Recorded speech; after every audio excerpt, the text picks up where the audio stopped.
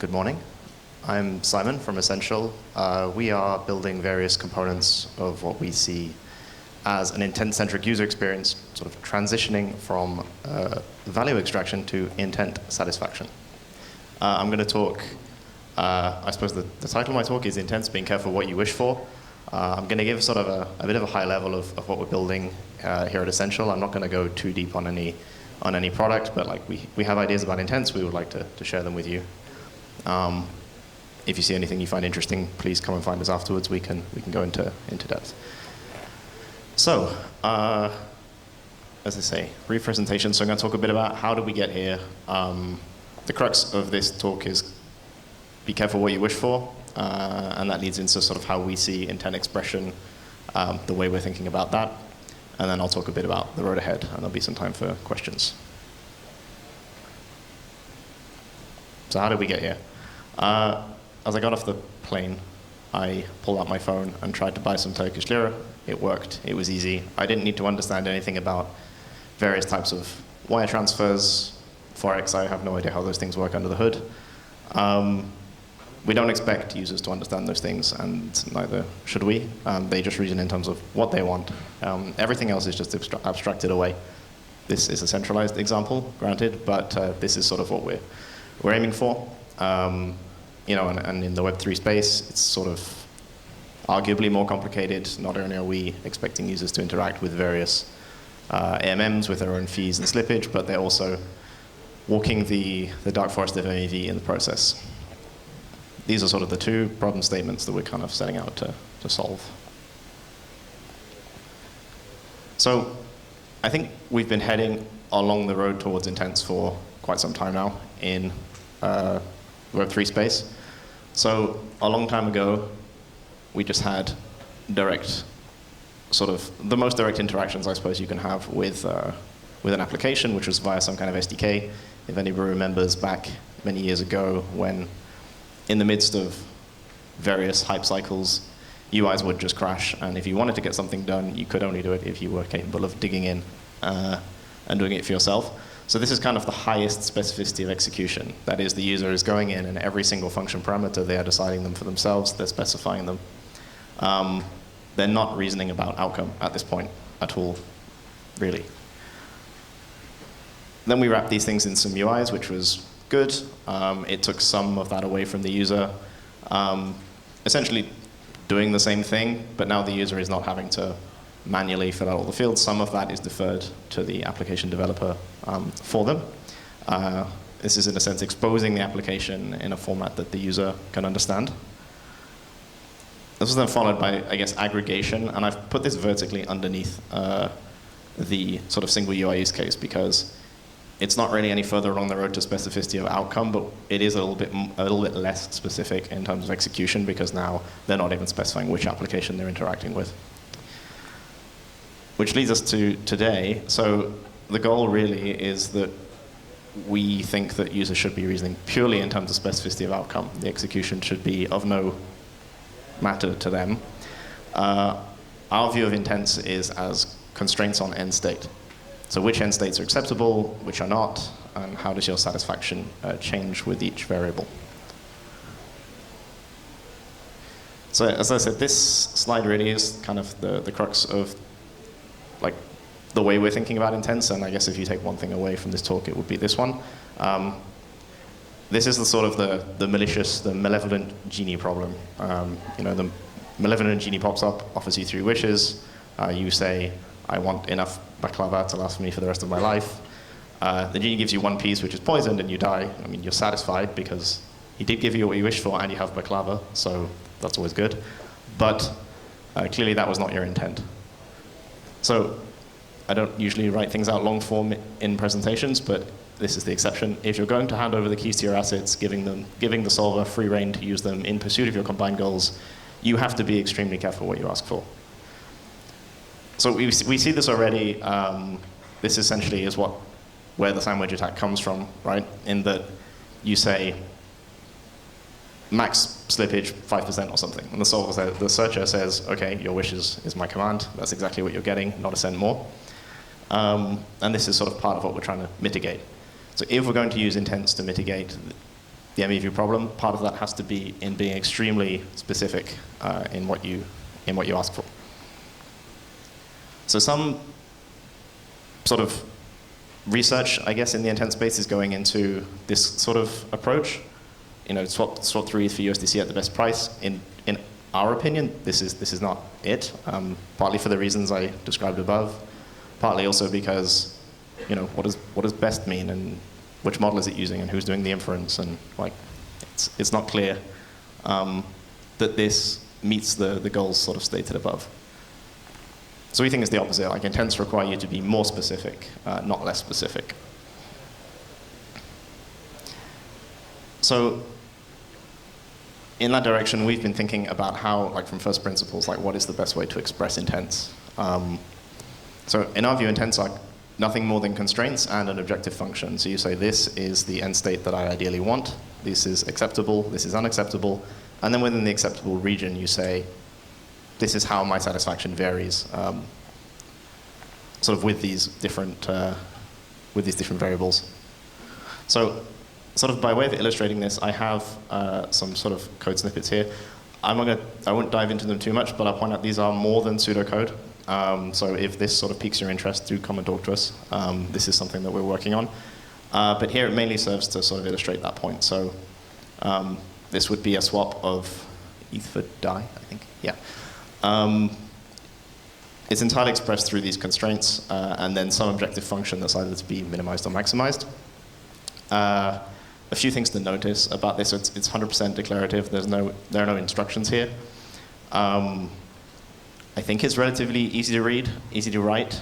I would sort of also note that going from this to natural language is trivial, but lossy, as I sort of mentioned before. But hopefully, this is a little bit more readable than the sort of standard transaction people are used to having to reason about.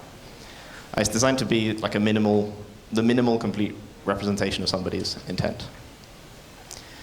It's also relatively VM agnostic, so you don't need to understand the underlying VM to write an intent this way.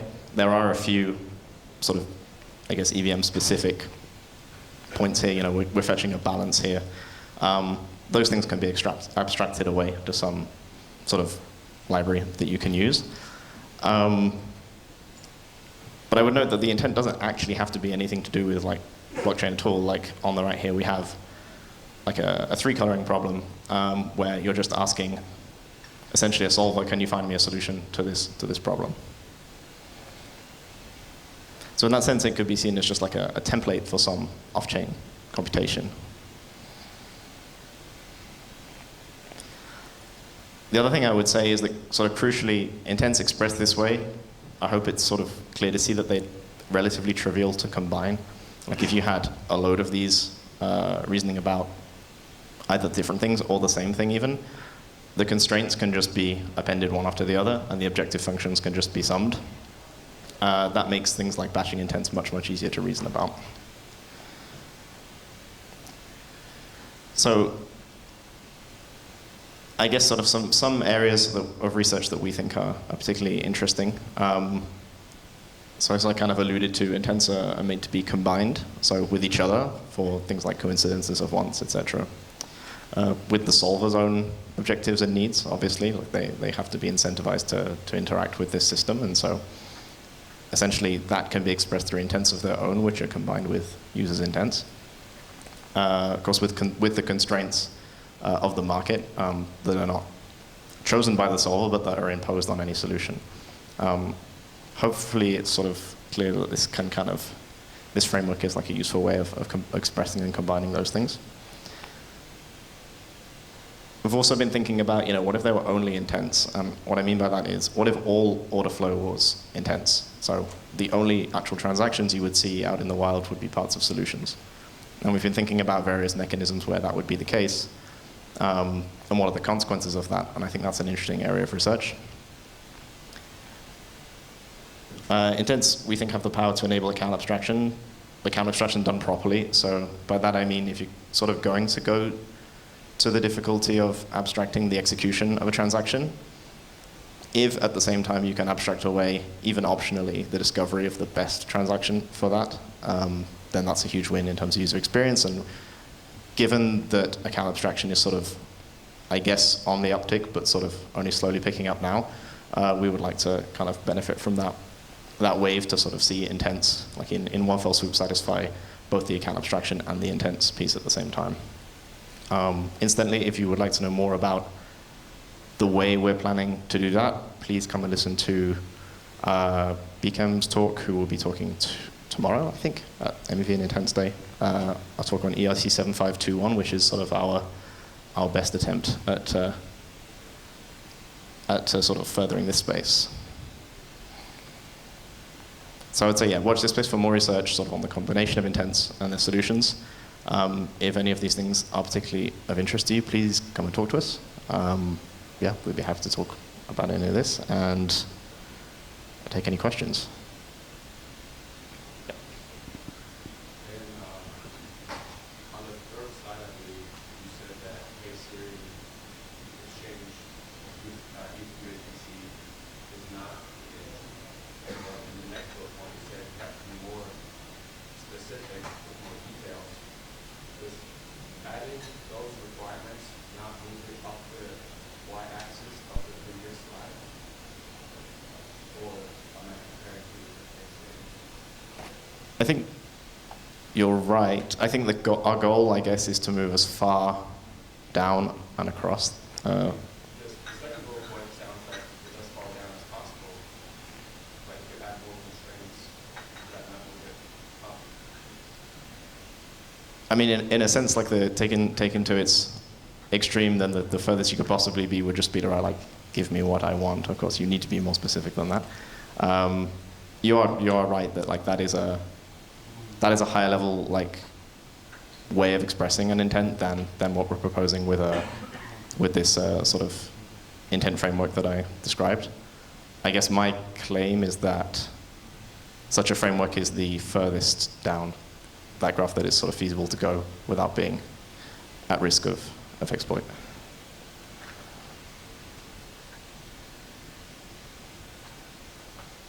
Yeah.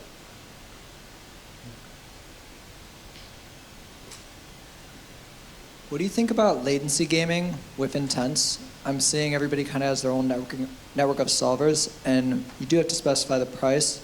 But if everybody's auctions don't end at the exact time, you kind of run into the same thing of block builders, where people are trying to submit their bids as far back in the block as possible. Do you think that will become kind of competitive, where solvers may participate in a protocol, but just kind of see the dumb flow that's coming in and seeing all the trades that are going through the batch auction on one auction, but actually compete on a different one as kind of a way to see more flow and compete that way? Yeah, I guess there are a few ways to mitigate that. So there are a few ideas we have around like how an intent gets picked up to be solved. So like I think Dutch auctions are particularly compelling for this because you circumvent that like last minute problem. Another thing we've been thinking about, as I mentioned, is in like the batching of intents. So you can get a solver to like commit to solving a batch of intents like ahead of time. That works particularly well in the scenario that I kind of alluded to, where the only like in a protocol where the only transactions are those of the solution. Like that's useful because it gives you the property that like the solver is certain of the state against which their solution is going to be executed, and it means that like there are less of those games to be played. But yeah, I sort of take your point that that is an equally valid like consideration and concern, sort of in intent like world as it is in transaction world for sure.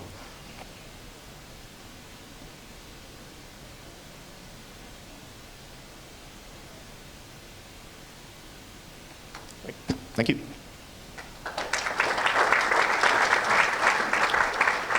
All right, so it's 11:23. At 11:30, we have our first panel.